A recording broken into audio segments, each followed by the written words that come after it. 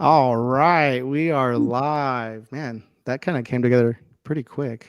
We were like, before this started, we are all just joking around and talking. Then it got quiet for like 2 seconds, and And then then boom, now here we're we live. are. We're Bunch of live. faces. Oh God! So, good morning, everybody. We are welcome back. This is what our how many times, Mike, have we done this? Like three, four times? I don't know. We're kind I'm of just newbie. distracted by the fact that I'm a mortgage monger, but I like it. I like being a monger. It's fine. Hey, we didn't get funny. Um, Lower thirds, Joey. What the heck? No. Anyway, so today, well, welcome back, everybody. Today we have a really amazing guest. We're very, very excited to have her on. Spoiler alert: her name is Kristin Messerli. She's in the middle of the screen, and she's doing a lot of really, really cool things. And we just want to have her on and just like pick her brain for a little bit and like see what happens. Like, we don't really have an agenda. Um, No idea where this train's going to go. Not a yeah, clue. like most I live love that. streams That's my are. favorite kind of adventure. There we So go. happy to be here. Yeah, we try to like liven things up and just kind of like let things go casual. And but yeah, no. So we're actually like really, really excited to have you on and to talk about like I've been kind of like doing my research, and I saw that you're doing some reports that like look really cool, and you guys are doing like this tour and just talking about this stuff. And so we really thought that it'd be really cool to have you on and you know um, just talk about So, these things and just yeah, so we're doing a LinkedIn Live, and Kristen's what I would call a LinkedIn celebrity. yes, Pretty very much much. every corner of that site, Kristen's going to show up, spreading her knowledge and expertise amongst all of us. So we all become a little bit smarter every single day, and Yes. greatly appreciate her for that and Yeah. taking the time out of her world tour to join us Yes. on our little world or our little corner of the planet here. Well, So, I'm, so I Kristen, was just going to, go ahead. No, sorry. please. Sorry. It's 8 a.m. for me. So I'll Yeah. probably be slower here, but trying to get things rolling. I was just going to say I'm very happy to be here. I don't know why my face is so much bigger than yours, but I'm happy to be here. Well, because you're a big deal, when you're You're a when big you're deal. the big Yeah. celebrity, you get the focus on the middle. That's just I how it know, works. right? I mean, sorry, Yeah. got to handle the spotlight a little bit. You know what I'm Right, saying? right. Okay. I'll own it. So today we're going to talk uh, about a bunch of stuff, but hey, primarily I want to get into what you and Dave Savage did recently with yes. the market report of kind of where we're at for 2022, because with the crazy world we're living in these days, especially on the real estate and mortgage side of things and all other things, it's good to kind of understand where we are currently, where things are headed, and you guys have done a great job putting Yes. this together so that way mortgage professionals like us can have a little bit better insight on the train that's coming down the tracks and be prepared for it.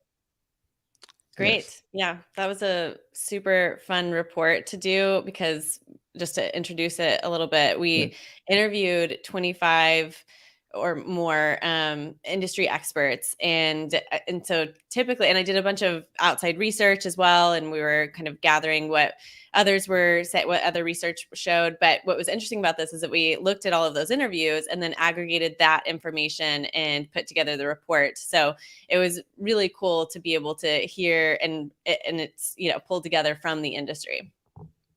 So before we dive deep into that, which I do want to, Yes. I want to kind of go over, because I'm very impressed with what you've been able to accomplish so far at such a young age, because it's quite a bit. Mhm. I'm sitting here envious, going like, how did this girl has just I know, dominated the right? planet so far? Like, how's this happen?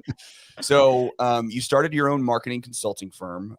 You've spoken at hundreds of conferences, including our sales rally 3 different times. We've had you in virtually and in person before, and each time you presented, I was blown away by the information that you've been able to give us and kind of share insights to stuff that we kind of know, but until you have the hard data in front of you, you don't really fully understand it or take a Mhm. grasp from it. You also, you presented at the Mortgage Bankers Association. You presented at Harvard Business School, which is awesome as well. You co-authored the 2020 NextGen Homebuyer Report, and now you're the VP of Strategy at Experience.com, and you co-authored the 2022 State of the Industry Report with Dave Savage. So how does somebody at your age accomplish all of this so fast and get to where you're at? I know hard work and effort, but tell us a little bit about how you got to where you're at. I think that mostly I'm just driven by, I don't know, I'm definitely driven, and I think that anything that you find interesting, for me, I constantly need new things going on. So, but I started actually as a social worker before I got into any of this stuff. And Really? my dad was in the mortgage business, so I knew a lot about, I did a lot of housing coordination and financial education in that role, primarily working in immigrant communities and with the homeless. And so I started my company originally just to kind of bridge that gap between like banks and financial institutions and the communities I was serving as a social worker. And then it just grew because I realized that there were big generational gaps and a lot of people needed the education and financial literacy content, which we could scale. So then after doing that for about 8 years or so, I sold that to NAMBA. And that's when I joined experience.com, being the focus of that being customer experience. And I felt like that was a really good fit. So it's awesome because I think in every role, I'm just always looking for new ways to bring industry data or relevant information that's going to help people just provide a better customer experience and provide a better or have better insight into how the market is changing. So that's what I did with the 2020 and 2021 NextGen Homebuyer Report, surveying NextGen homebuyers and trying to bring insights that weren't already out there, and really prevalent. And then the same thing with this report, just to really bring together something that was innovative and really going to move the needle, I think, in some areas that we need to progress in as an industry. And you even you were a licensed loan officer for a little while, right? Yeah, that one was, I'm glad I did it, but I have so much more Sounds like respect there's some for loan stories. officers than I did. My dad was in the industry, so I watched and participated in a lot of that. Am I still here? We can hear you. Oh, okay. It's just, I hey, was like, look, what's happening here? I'm a really good looking guy and I got a really great bald head. So, No, they just want me on the camera as much as possible. It's now. cool. We They just took look me at off you, but quick. I just didn't know if you could still hear me. They took me off quick. They're like, go ahead. Okay. Yeah. So I was working on a startup while I was still with cultural outreach, but also before I joined experience.com, called Ardley. And we needed to be licensed as loan officers in order to deliver the services that we were doing. And so I got licensed. I never originated technically, but went through the licensing exam, and it was really good for me to go through that process, and definitely helped me get more financial knowledge in that area that I didn't have previously. So, well, going through that process, just taking the exam alone and going through the 8 hours or whatever hours of CE that you have to do on those, that in and of itself is an adventure. So you got a good taste of what it's like, going through it. Even if you never originated alone, you still got to experience the fun part at the very beginning, which ironically, it's funny when LOs take those exams and go through when they're new, we talk about how it doesn't really, it's not applicable to what you actually do on a day-to-day basis, because there's a lot of law and, technical jargon that's in there. But when it comes to actually selling mortgages on a day-to-day basis, it's not always applicable to everything that we do. Yeah. Aren't most tests kind of like that, like most certificates? Truly. Yeah, it was interesting because I went through that, and then it wasn't long after that I bought a home. And I bought a home in Oklahoma 10 years ago, but that was a totally different experience. And I guess it was over 10 years ago because I was still a social worker. I could buy a 3-bedroom house with a 28 grand a year salary, right. No good old days. That seems like forever ago. Yeah.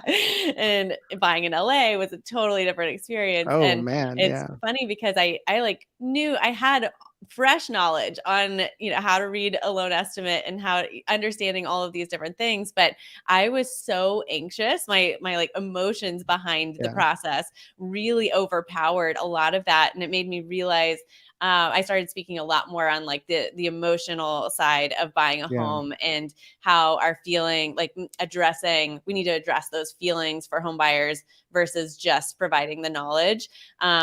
Because it was interesting to have that kind of side-by-side experience. Well, Yeah. whenever we talk with like, new loan officers or even new realtors in the market, one of the things that we try to impart on people is just that, this is our job. Obviously we do this every day. This is, you get up and you go talk loan estimates or you're selling house or whatever. But for the consumer, for our customers, this is not something that they do every day. This is Right. something that they only do a couple times in their Yeah. life. And it's a big commitment. There's a lot of information that's Lots. available, but it's confusing. And so we have to have empathy for, what they're experiencing and going through, because we don't see it on our side, because from our perspective, we're just doing our job. And it's, when someone's going through the process for the first time, especially, and even if they've gone through it a couple of times before, it's always a little different. And there's a certain level of anxiety and fear and everything that kind of comes into play. And if you're not aware of that and you're not conscious of it, then sometimes when you're doing your job, it doesn't come across in the best manner, because you're just like, hey, you should understand this stuff. How come you don't know it? Well, I mean, I just recently got a house, not even a year ago, and I've been working in the mortgage industry, but on the marketing side. So definitely a big difference between doing sales and marketing.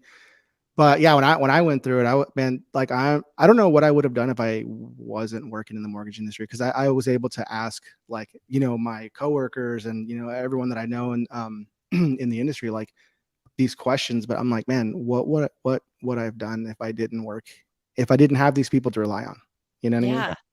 It's pretty crazy. I mean, it's so scary. And that's some of the research we gathered from the NextGen homebuyer report, is that like the predominant challenges and barriers people had were around skepticism and lack of understanding and overall, like, just I think that lack of confidence was a huge one.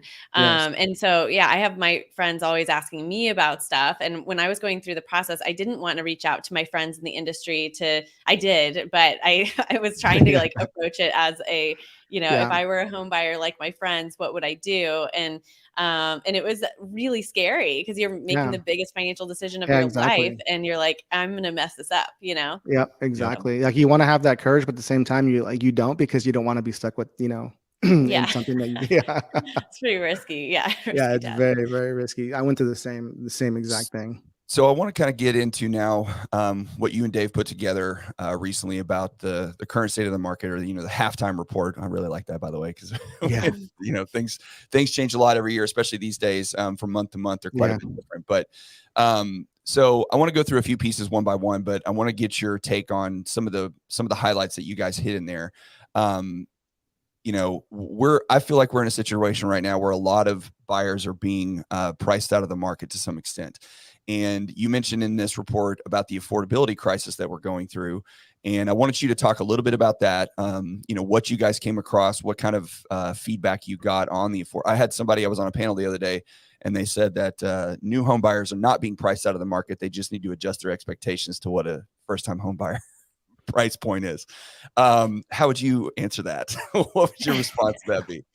Yeah, I think that, I mean, I guess to their point, there are home buyers that can afford it. And so that's just the reality of the market. But there are a lot of home buyers that are priced out of the market. So it also depends on where you are. But I think, it's interesting there was one graph that I put in there that was the home price to median income ratio. Yes. And I mean, it's higher than it was in the housing bubble. It's like, if you look at this over the span of the last 40 years, and if you actually look at additional data and compare that over the last 40 years, like what starting salary was, what the average home sale price was, all of that, it's so extremely different that when you adjust for inflation, I think that's something really important to keep in mind, and so, people are absolutely being priced on the market. And in fact, every area that we looked at from specific economists, there was a great interview that we did with Logan, who's the chief economist for Housing Wire, and and also looking at other research and talking to other economists. They all agreed that we're in a really unhealthy market. Black Knight research just showed that April or May was like the least affordable housing market in 16 years. And so, yes, absolutely, this is pricing people out. There's still a lot of people that are wanting to buy homes and can buy homes. And so that's where I think also providing the education, confidence, all that kind of stuff to support them through the process so that they feel like myself. I almost didn't buy a home because I was just like, Mhm. I know the market's crazy, and I don't know if it's a good idea for me to buy, but for me to look at a rent versus own or something like that, that made a difference for me. So I Mhm. think, but if you look at the data, we're still in absolutely a really unhealthy in the sense of the affordability is really Well, one of the declining. statistics that you had put on there, I believe, was that, and I may get the numbers exactly wrong, but it was something like since 1980, the average median price of a house has gone up something like 60 to 65%. But the average median household income in that same period of time has only gone up like 25%. And so Well, if you adjust for inflation, it's Mhm. actually down. More than that. Oh, it's down. So, yeah. Wow. So, what about, you mentioned some stuff in there too about delayed household formation, about how younger people are waiting longer to either have kids or get married or whatever the case may be, staying at home longer with mom and dad. And, there's another facet to the affordability crisis that I want you to talk about, which is, the fact that institutional investors are buying up a big chunk of the market in different parts of the country, which are really affecting the entry point that people have to get into buying a house. Yeah, that was interesting. To start with the institutional investors, we're seeing a lot more corporate buyers and institutional investors in the market that are buying homes to hedge for inflation, and I think that has increased. I think in January they bought more homes than it'd been like a decade or something. So that's increasing. Wow. I did hear from someone that may shift soon. So we'll see, but I hadn't seen that in other sources. That was just like I don't know, someone who Yeah. said that they heard things. So that was Hey, there's really a lot of things that come about like that. I know, right?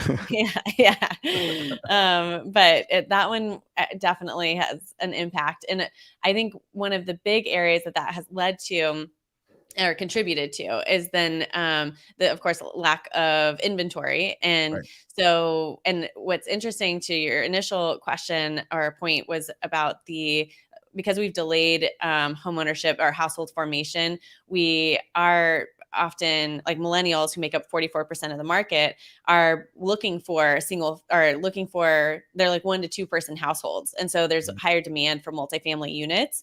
Right. But that has been lower in construction for a variety of reasons. One was that we've had, of course, problems around getting the actual Materials. materials to Yeah. build. Yes. But another was that there's zoning issues. And so a lot of places don't actually allow you to build multifamily units, but they're in higher demand. And so there's a lot higher demand for those types of units in this generation. And I think that's something that is contributing to this as well.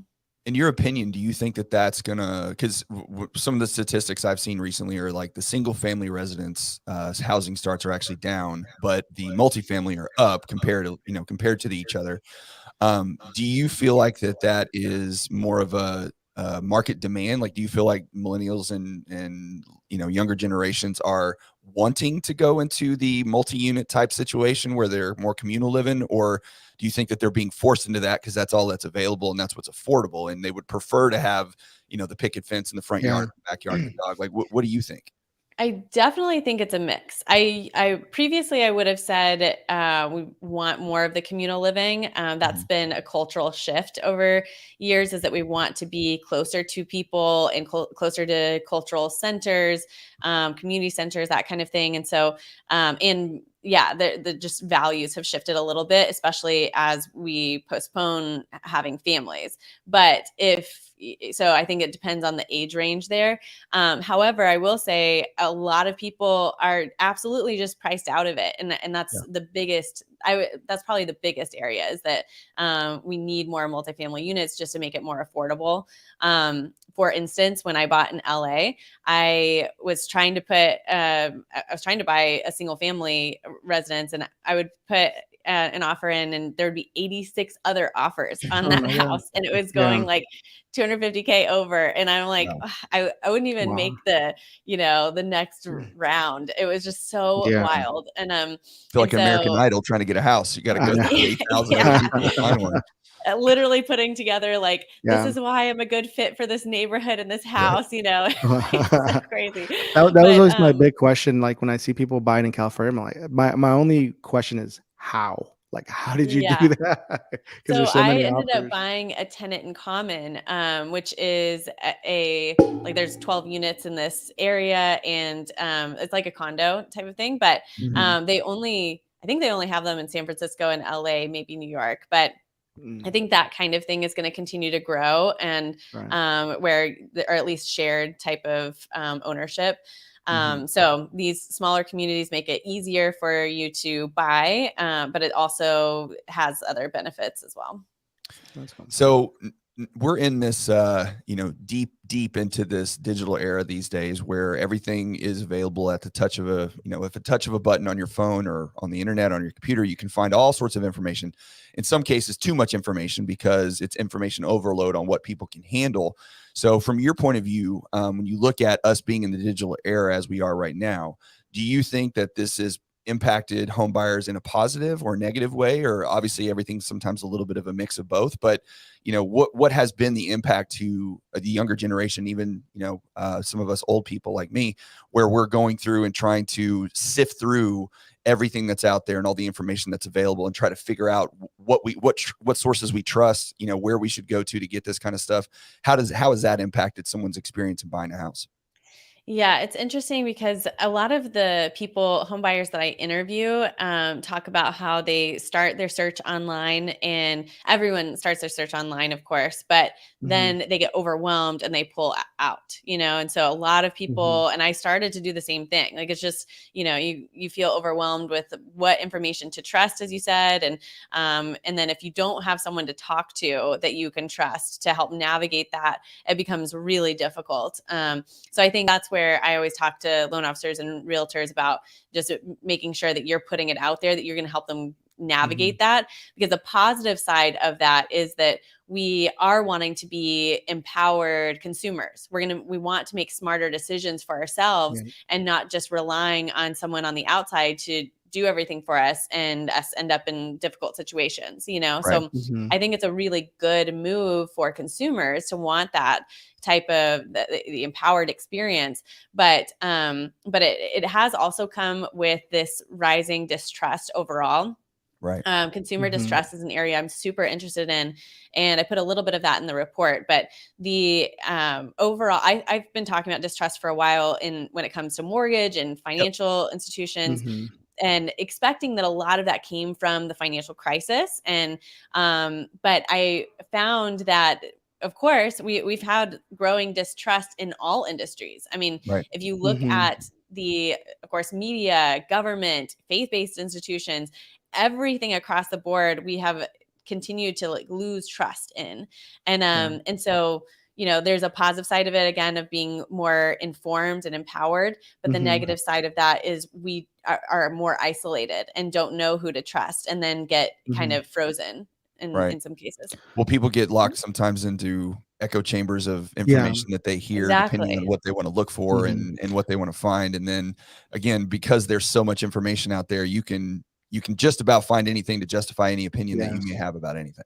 Yeah. Exactly. So Yeah. so what advice do you have to like our loan officers on building that trust? Like what should they be doing to help build that trust?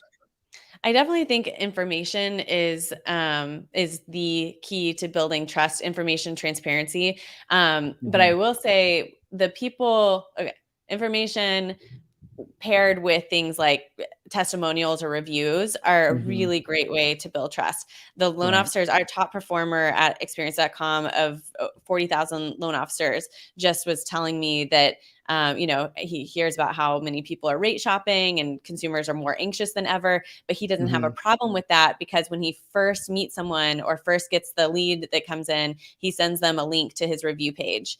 Yeah. And they say, I was going to shop around, but this makes me feel a lot more comfortable. Right, right. And so I think that's a big factor. And then incorporating video is another one that we've seen to be really helpful. Of course, you build trust with someone by looking at them in the eyes. And so having short videos that you've incorporated into your process, even, and of course, using things like Zoom whenever you're having that initial consultation, allows them to bring in other people like a parent or significant other to those meetings, even if they're not present with them. And then I think definitely providing information, personalized information that empowers them to understand their situation. So like being able to say, here is what it looks like for with this loan, this scenario. Let's look at what that looks like over the next 5 years. Yeah. Yeah. I feel like reviews are like the biggest thing, right? Because I mean, I don't buy anything anymore without reading the reviews first. Like, I want someone to like slip and fall and like read about it before I slip and fall. Like, it sounds bad, but I feel like that's what people do. And I think that, having the reviews are just super, I mean, just extremely important for loan officers, even Definitely. the bad reviews, like I actually look at the bad reviews first Me because too. I actually want to see, like, well, I have to kind of distinguish, like, is this a bad review because someone's just kind of like mad on the internet, or is this a bad, like, there's something like a piece of that's very like, like critical and like, hey, this sounds like a really bad review. Like, let me see if, and sometimes I can kind of judge, like, is it somebody who's just being too picky, or is it the loan officer? And a lot of times you can kind of assess the situation through a review. And I think that's why the negative reviews to me are like really strong. And how people respond to those negative reviews. So like Yes. how the loan officer was able to say like, I'm sorry, Yes. this was happening, or, but not really making excuses, but just saying, just Yeah. being responsive in Or like general, I think shows a resolution, lot. like is there Yeah. a resolve to that? Yeah. Well, we've been in the last probably 10 or 12 years. I've been in the business for about 12 years, and we keep seeing these large groups trying to come in and whether it be they try to centralize mortgages and centralize real estate. And the benefit that we have of being local in certain markets is like what you were talking about, Kristin, earlier, about people will start their search online, but there's so much information out there that they still need somebody that they trust, like a mom or a dad or a brother or a cousin or something like that, to give a recommendation. And so the reviews become so important because it's an extra level of validation to the consumer that, okay, mom says this guy's good, the internet says this guy's good. So I can have that trust now that what this person is telling me about the process and how it works, I can count on to know that it's going to be taken care of. Because again, trust plays the biggest role in what we're trying to establish with somebody, because we don't always get to have the experience of sitting down face to face with them as often as possible, which is why video is so important as well. Yeah, absolutely. Yeah, I feel also like if you give them the most amount of information through a video, and just give them like a hub of videos where they can just learn on their own time. And I think when they're ready, if you're the person who provided those videos, I think that they're more likely going to call you than anyone else. I know it's what happened in my Definitely. case.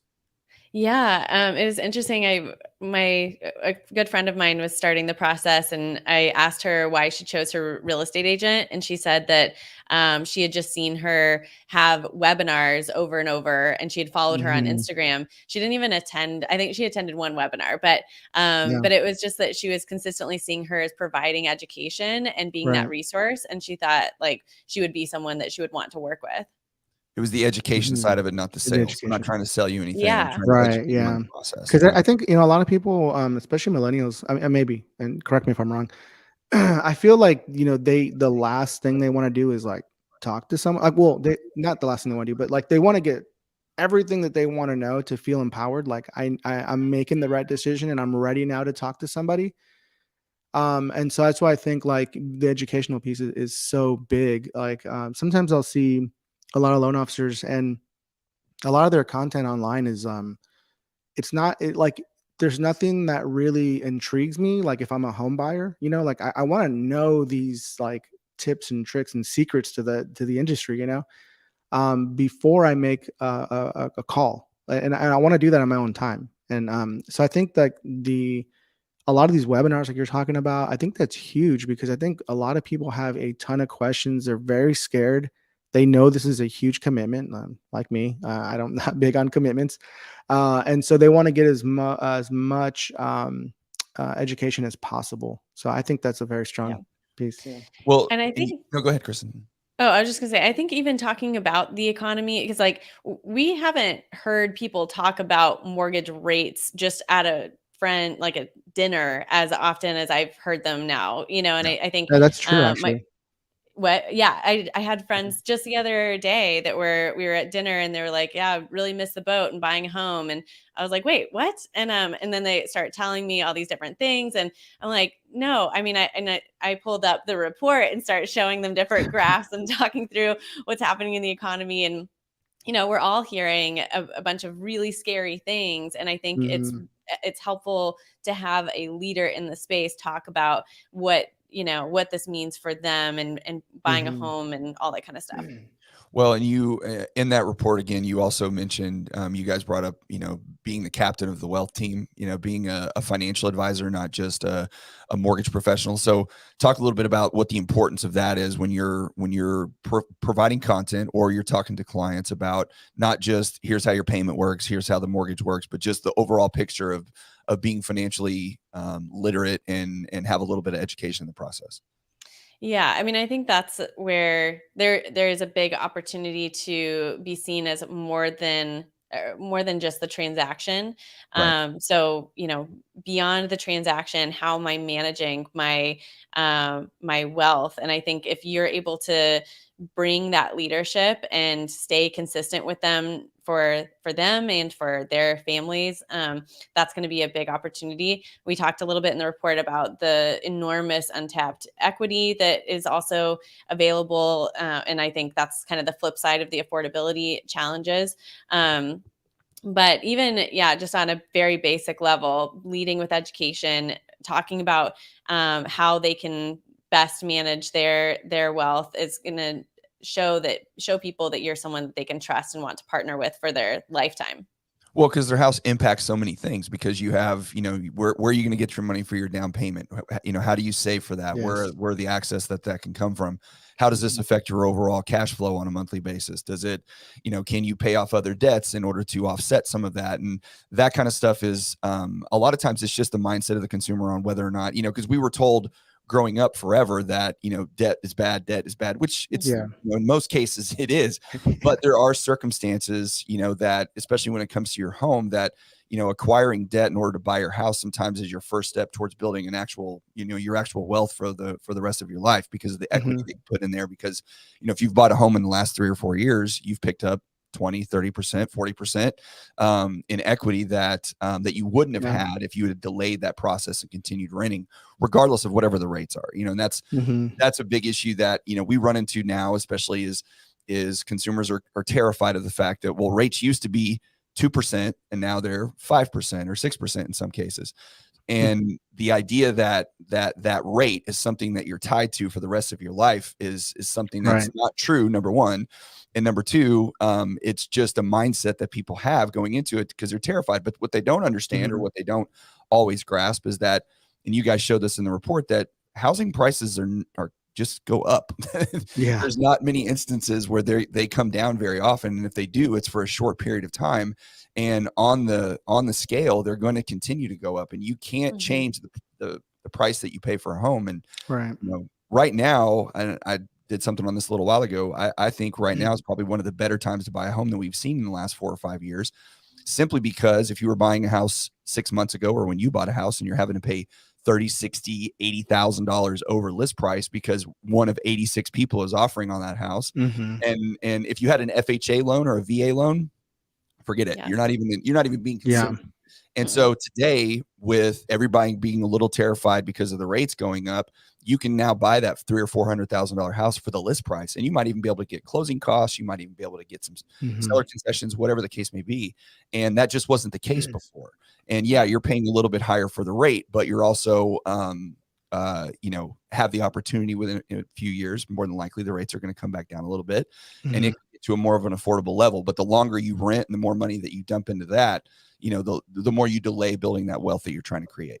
Definitely. And Yeah. we make decisions, financial decisions emotionally, and I Right. think it's really important that we understand that and are educating consumers too about the fact that we think that we're making financial decisions in this silo over here of logic, but actually it's so impacted by everything else, how we grew up, all of these different preconceived ideas, the taboo or stigma around money, all that kind of stuff. I Mhm. mean, just not that long ago, I bought a car and I bought it outright. And later I was like, so dumb. Why did I do that? Wasn't a smart Yeah. decision for me.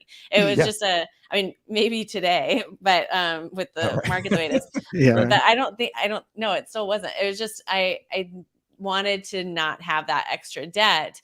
And it was only because that was in my mind that was bad, Right. so Yeah. there's so much emotion around it. Yeah, that's Well, like you got to play the game, right? There's like these rules, and the like debt can be a really good thing also. And those are things that I don't know if I it's did. really good, but it's Yeah, it's yeah, certainly right, can right. be But I helpful. mean, you got to have like you have to have credit. You have to have these things, so banks can qualify you for other things. And so that's one of the ways that I try to explain to like my family, like you got to play the game. You know what I mean? Like you got to have these certain things, and it can seem kind of negative sometimes, but I think there's a lot of things you can get out of it if you just kind of play by those rules. They're not my rules. I don't agree with them all the time, but I mean they're rules that are there, and if you play by them, then you can get into the house.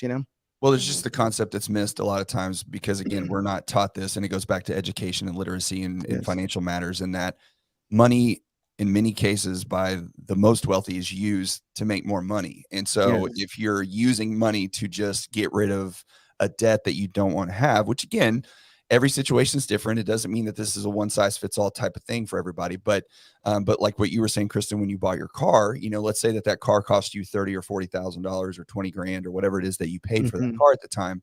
That cash that you put into it, it saved you what, 200, 300, $400 a month on a payment. So that's more money that you had in your pocket.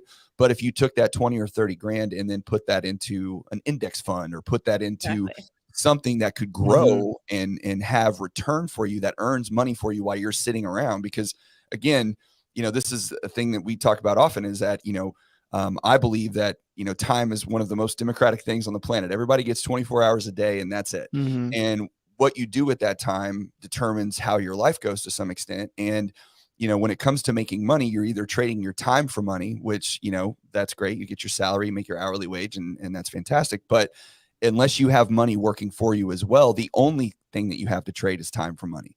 And you Right. need to be able to have money in the market that's earning money for you while you're trading your time otherwise, because that's how you grow it without having to dump 30, 40, 50 hours a week into some other endeavor to try to, push yourself a little further down the line. And again, that just goes back to looking at and being a wealth advisor for someone when they're trying to buy a house, because Mhm. you're adding another layer of information and education to the process that maybe someone in your competition is not. And I think that's a big thing that sets apart most loan officers from Yeah. from the market in general. Yeah. The Definitely. the education, I will say, is out there. And you want to be the one providing that, Right. because I think all three of us got that from somewhere. I certainly didn't learn this from like my family or school.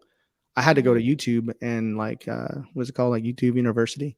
I just get all my stuff from YouTube, and Yeah. also working in the industry, luckily. And that's how I got like my education on a lot of this stuff. It's free, it's out there. You just, if you're a loan officer, you got to be the one to provide it.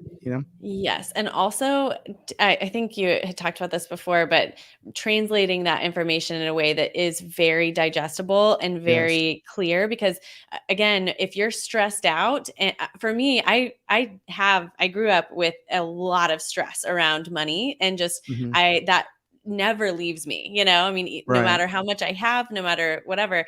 And so I have to recognize that when I'm watching something on YouTube or whatever, a lot of times it is hard for me to follow if it's about my Hmm. personal finance.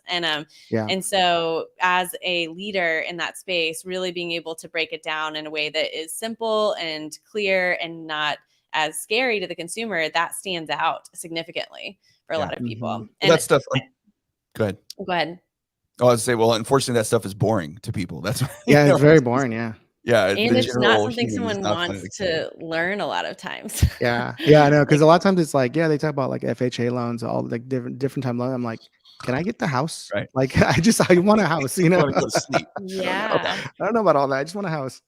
Well, But one I of the think to things. your point, sorry, No, go real ahead. quick, Raul, your Sure. point earlier about having the resource available, we want that information Mhm. if we want it. I mean, having access to it at the point where I am like, oh, I'm looking at an FHA loan, I would like more information. Oh, it's in his playlist on YouTube that I can go Yeah. to. And so I think that makes me feel a lot more comfortable and secure in working with you. Yeah. Now I got like my dad, because my dad, love my dad. We struggled a lot with money when I was growing up, and out of there's 8 of us, 6 kids and my parents. My dad and I are the only ones that own a house, and so it's pretty crazy. I don't know how my dad did it, because this information back then like wasn't like readily, like easily, able to tap into it.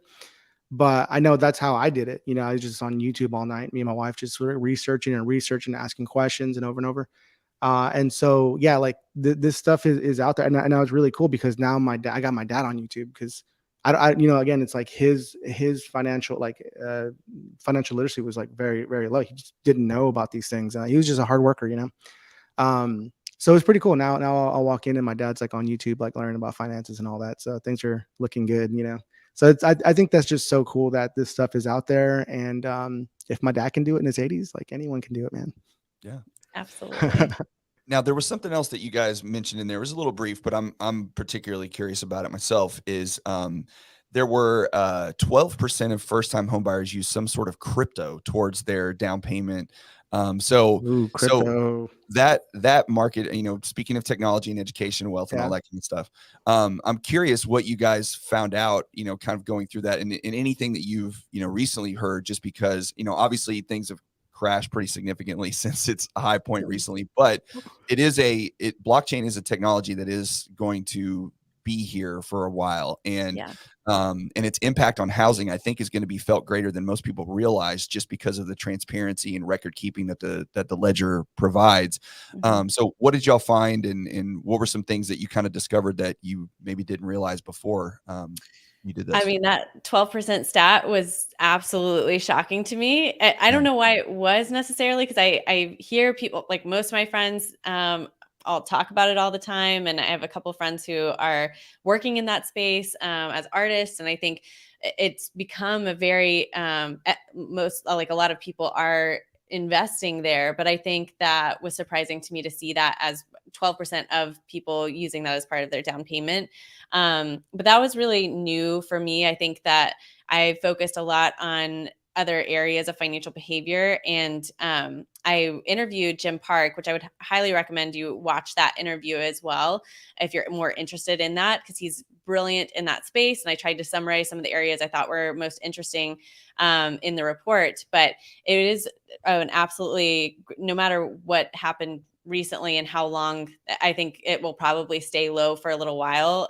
Yeah. But it's going to, as you said, it's going to stay here, and it's going to continue to grow in all areas, not just in terms of crypto, but also the way that we use blockchain for smart contracts, or to do virtual tours through the metaverse. I think I mentioned that one in there too. Yep. But Mhm. it's just it's definitely a growing space that is something we should be ahead of and pay attention to. Well, I think a lot of people get, when they talk about crypto, they get wrapped up in, cryptocurrencies and investing, Mhm. and, like it's just like stocks. You're gambling to some extent online. I think that's what you're Yeah. doing, but they lose the fact that the underlying technology, which is the blockchain technology, is really what is driving this, and is what is causing, and the lack of trust, which you've talked about before, the lack of Mhm. education, the lack of trust in the market, is one Mhm. of the reasons why that space is growing at the rate it is. Because Bitcoin was created right after the financial crisis in 2008, and as a result of that, actually, and that's why Satoshi Nakamura, whatever his name is, Yeah. came up with this. But it's the transparency of the ledger, which is what blockchain is. And I think it on the mortgage side of things, I think the first place that it could have a biggest impact is like things like title, right? Because when Mhm. you're talking about a house being built, and knowing who the contractor was, where the goods came from, where the supplies came from, and all of that information being recorded on the blockchain every single time that title changes hands. So you can easily access it as a consumer and go online and just see, you have to use certain type of browsers to check this stuff out. But ultimately, at the end of the day, it's about being aware of the chain of title in that situation and that particular property, and being conscious of it without even needing a third party to validate it, because it's validated online. So that trust is established just by the technology itself. Yeah, exactly. And the fact that it's decentralized. And I'm glad you Right. brought up that connection, because there was in the 2022 Edelman Trust Barometer, they found that of the 5 largest economies in the world, US and Germany were just recently found to have dropped below to be majority distrusting in the central bank. And so Wow. I think, there's growing distrust, and the overall US trust index dropped 10 points over the last since 2017. And so, that's continuing to grow, as we talked about previously, and blockchain is absolutely a solution that's being developed and as a result of that. So we're about 45 minutes into this. I know it seems like a little short time, long time, but I know, right? A lot of we've talked about a lot of bad news. Like there's a lot of affordability crisis. Nobody trusts anybody. Like we got to do a better job here. But I know, right? But what I want to ask you then is, if you were running a mortgage company or real estate company these days, what are the opportunities that some of this has created? How do we adjust? How do we prepare ourselves for the coming market that we're in and that we're going to experience soon, on an individual level, on a company level? When you talked about, and again in the report, talking about data, data mining and there was a really interesting thing about measuring loan officers and production, not just on numbers and volume, but also conversion on the number of people that you talk to and things that come in. So can you speak a little bit about that? Yes. And there is so much opportunity. I mean, one of the quotes, Clayton Collins of Housing Wire quoted Winston Churchill on, I think it's something about like, with every crisis comes an opportunity. And I think that there is so much opportunity right now.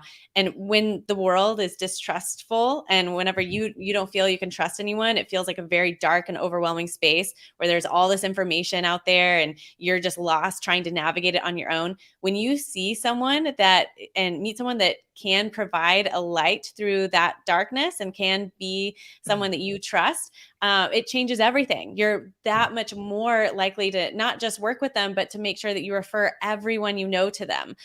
So it creates this kind of passionate advocate. So I think that, in providing the things that we've talked about, one being education, another being sharing reviews and making sure that's an automated process so that you're constantly generating reviews after every single closing, and you're making it part of your process to send over a link to your profile with reviews. And then I think that the utilizing video and YouTube, that kind of thing. You had mentioned something just a second ago I wanted to touch on. Conversion stuff.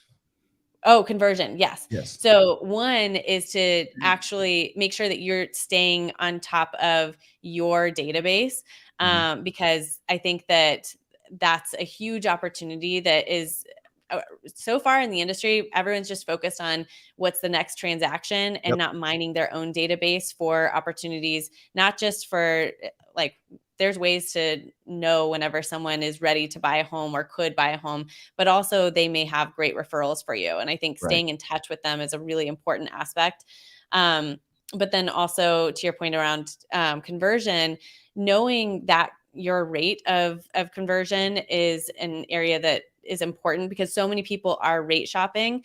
And if you can pull that in by doing things like providing reviews, adding a video at the beginning, doing a Zoom call and showing your video, having those types of things in place and watching your lead conversion, your conversion rate shift, I think that could be a really big advantage and opportunity. And then I think you mentioned this, but measuring customer satisfaction as well as production and units in volume, and I think that's an area that is starting to be looked at more, but should definitely be part of that conversation. So in the world of measuring customer satisfaction, which is exactly what you guys do there at experience.com, what do you guys have on the horizon? Do y'all have anything new that you're working on that's going to enhance that process a little bit more? Do y'all have any, obviously we provide the surveys. We've been a customer of you guys for a very long time. And I personally have felt a lot of benefit from it just because of, the translation into Google reviews, which gets you a better search engine optimization when people are looking for, your particular service in your area. But are there things that you guys are getting ready to start that, or already doing that you want to tell everybody about? It's so funny that you asked this because we did not talk about this. No. But I love it. I just know. I can see it in your eyes. Yeah, how did you know that? It's literally, I'm going to tell you because you just nailed it. But we're announcing this at our summit coming up August 3rd and 4th. But yeah, I'm really excited about this project. It's where we have a survey we're putting together that would come after post close. So you're still having the quick touch point with them, generating review, and then later asking them about specific points within the customer journey. So you would look at, what was your application process like? What was your, how was communication? All these different things. And that way you can look at where aspects within the customer journey could be improved, what operational efficiencies could be improved, and different steps within the process that could be improved. And then we're going to provide that benchmarked against all of our customers. And we have over 300 mortgage companies on our platform, 40,000 loan officers. So I think that's going to be really valuable in looking at ways that you can improve customer satisfaction and the overall experience. So what you're trying to measure in this circumstance is what the customers, experience.com, that's what it's called. Yeah, right. What the customer's experience was throughout the entire process, not just how they felt about their particular loan officer, because there might be situations where, if I do a loan for my aunt, right, she's not going to talk, this guy was terrible, I'm never going to do it again, blah, blah, blah, but it doesn't mean that her experience was great. It just means she doesn't want to say that I did a bad job because, I'm her sweet, beautiful, young little nephew. But her experience of the process may be worse. Well, and a lot of people feel that way. They're like, my loan officer was awesome. There were things in the process that could have been improved, but where do you put that? And I think one area that we have seen a really great impact was in doing a mid-process survey, which we do have available for everyone as well. But that's where you just do a quick touch point, typically after the application, and say, how are things going? Do you have any questions? And that can catch some insight there where you're not asking for a review, you're just asking for feedback. It can also improve lead conversion. But I think but looking at the whole process and also benchmarked against the industry, I think is going to be really valuable. Well, and people, we talk a lot about how when you go through the mortgage process yourself and you're going through it, as a loan officer and as a realtor too, anybody that's a real estate agent should experience the same thing. That we all think transaction to transaction. You talked about this earlier. We're just thinking like what's right in front of us. But the reality is that every transaction opens you up to opportunity for more referrals, because that's ultimately where we're trying to get our business from. And that's where the best business comes from, is from direct referrals. So the goal of the process should not be necessarily close the transaction, because that's your job. Like that's what you're supposed to do, right? The goal of the transaction needs to be provide an experience for the buyer. As if you're a lender, provide the experience for the agents in the process as well, to where they remember that experience, not just, hey, Mike closed the loan, we're good, we moved on. What I want is I want them to sit down with their mom after they close and have lunch and say, this was great. I was scared. I was nervous. I was terrified of how it was going to go, but my agent, my lender handled everything great. And then mom says, well, who did you use? Who did you work with? Versus, we closed, we're done, but the docs were there late and the realtor didn't call me and the insurance guy got our thing wrong, whatever. They're not going to remember every little piece of the process, but they're going to remember how they felt at the end. How did I feel when it was all done? Well, and specific moments. I mean, there was a moment with a loan officer that I was working with who showed me my loan options and helped me do a total cost analysis. I was able to clearly understand where I was, Are you a what this little would data look like. driven on that kind of stuff? You're very, very. Yeah, I Yeah, but know, also right? I know yeah, like what we were talking to How here, many but spreadsheets do you got, Kristen? I I want to know, know. How right? many oh my gosh, spreadsheets did you have? I built an incredible spreadsheet, and then I realized this is like readily available on the Online, internet, yeah, but yeah. whatever. I needed to build it myself. So, How else could you trust it, right? I know, right? exactly. Right. Yeah. I am the queen of distrust, unfortunately. I don't know. But yeah, whenever he laid that out, I texted a big group thread of all my friends and was like, I have the loan officer for you whenever you're ready. And it was just it made me realize like how passionate we are in those moments where we feel safety and transparency, have a good experience. We're gonna not even just wait for someone to ask. We're probably gonna be very forward about getting those referrals for you. Yeah. Yeah. Well, I had one final question. I don't know. Yeah, You sound like you're gonna wrap up. So Kristin, you're at Experience, and you know you guys do reviews, but everything that we're talking about is very data driven. All the stuff that we're talking about, like, what makes you so passionate about doing what you're doing? Like, I guess kind of like, how does socials, like, I'm sorry, how does experience.com and this data driven, like NextGen, how did all this stuff kind of come into play? Is it just you being passionate, or like, how is all this kind of working? I think, I mean, I'm definitely passionate about this, but also the company's passionate about really using data to drive better decisions. And and that was a big thing and why I came to experience.com when we were coming over from Social Survey. It was about understanding those other moments in addition to generating reviews. And so for me, the more information that you have, and the way that that's organized, the better I can feel to be empowered as a consumer. And I've just always been very passionate about consumers having a voice, but also consumers being informed and empowered. And so that's where all of this really comes from. Cool. Well, we're almost at an hour, so we want to let you get back to That went by it's really like quick. 7 a.m. in California time now, I know, so right? you can be fully awake.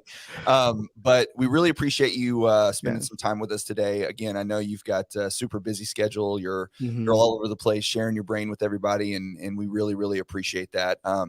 Is there anything that you want to leave everybody with before we go, just in general about, you know, where we're headed, what to look out for, how to be, you know, just wrap it up real nicely for us, Kristin. Yeah. Well, actually, first of all, it's been great waking up with you guys. This has been a great conversation. I really appreciate it. One thing I wanted to ask is if you have, I'm working on a NextGen homebuyer report. Probably. We did 2020 and Probably. What do you mean 2021. probably? No, I know. I think it's like almost definitely, but I've been trying to decide. I don't know. But if there's anything specifically you would want to know about either the NextGen homebuyer or overall customer experience, I would love to know that, because we're crafting the end of that customer experience survey, and definitely going to do a report based off of that. We'll do a follow-up to the 2022 State of the Industry halftime report. And then, like I said, I'm pretty sure I'm going to end up doing another NextGen homebuyer report. So if anyone has any data that you would like to see or information that you want to know, please reach out to me, and would love to get more insight from you. Okay, great. Awesome. Yeah. Well, we can definitely, personally, if I had to give you one, Yes, please tell. I am personally concerned, I guess is the right word, but Okay. I think our industry is shifting a lot, and we talked about it briefly earlier, but the idea that large institutions are coming in and buying up houses to hedge against inflation for some in some cases, but also this is a permanent, you know, cash flow business, because people have to rent. They have to have a place to live. They have to be somewhere. And so my fear is that we're starting to commoditize housing to some extent. Yep. And you're starting to see large institutions buy up entire neighborhoods and rent them out. And there's a difference between what I think and what I see versus what reality is, you know, because you have a company like BlackRock that comes out and tweets, "We didn't buy up all the houses." Meanwhile, Blackstone, who is their basically the same thing. Hey, rock and stone are different. right, somehow. is I think. is buying up entire neighborhoods and turning them into rentals and buying companies that there's a company called ACC. I can't remember what it stands for. Some with college campuses where they buy properties and rent them out to college students, but it's being subsidized to some extent by the universities, which are state funded. So you have state funded universities that are, because when a student gets a loan, this is like, campus housing. So instead of building dorms, they're building these multifamily units and then paying the rent to a large corporation for students to rent out. So that is, we're creating this situation where people are just used to renting, and it's like the home ownership is starting to flutter away.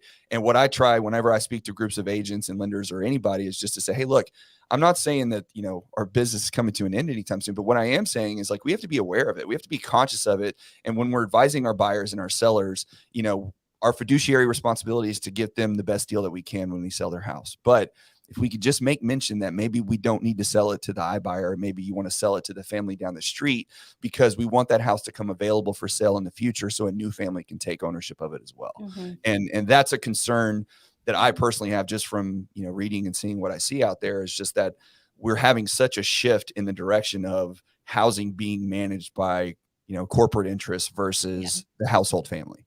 Yeah. And accessibility overall. I mean, it's not just the ownership market, it's the rental market that is absolutely unaffordable and continuing, because of these challenges. So, So put that in the report. Okay. Yeah, I know. I don't know how to solve for that yet, but I just need information. I just need to know if I'm right or if I'm being a little dramatic. I don't know. That's just my opinion. Yeah. I don't think you're being dramatic, but okay, good. But I will actually send that report, the 2021 report. I'm going to send it out company wide, because I was reading through it and I was like, there's so much information here that's just.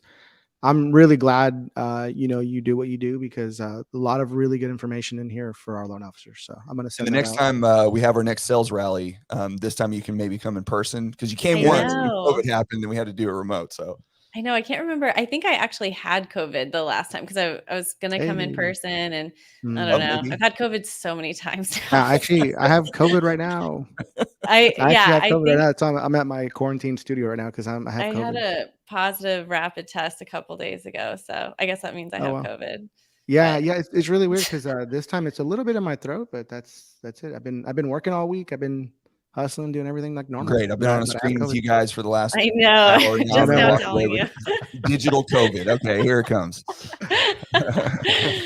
Yeah. Man. Well, but that'd be great to have you. Mm-hmm. We really appreciate you, and hopefully we'll get to chat again sometime soon. But everybody check out that 2022 housing report and the halftime housing report, because it's great. And then of course, all the NextGen reports that she's put out over the last couple of years have information on those. So you can really get good insight as to what you need to provide for your consumers, and also how to do it. That's the other thing, is what method do we use to give this education? Does a great job of putting that all out there. So we really appreciate you. Great. Thank you so much for having me. Thank you so much. All right. Bye.